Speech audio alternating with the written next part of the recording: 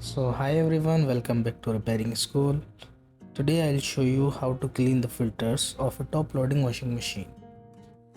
Keeping these filters clean helps your machine run smoothly and prevents drainage problems.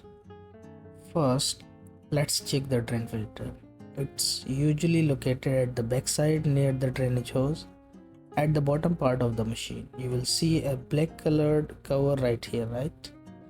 To open this, simply rotate the cover anti-clockwise like this and pull it. When you pull it out, you might find dirt, lint or small objects stuck inside. Okay, make sure clean the filter with water.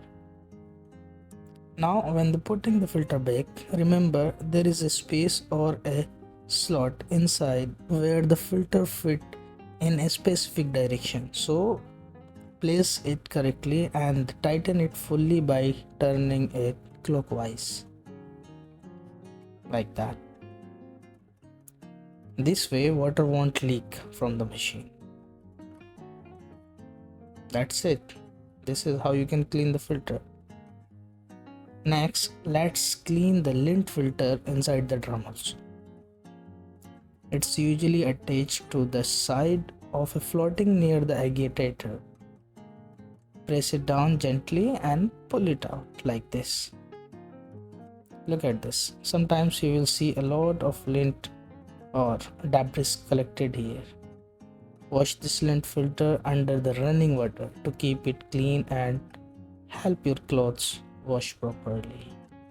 Once it cleans, place the lint filter back in the same spot and press it until it clicks like that. That's it. That's how you can clean your filters.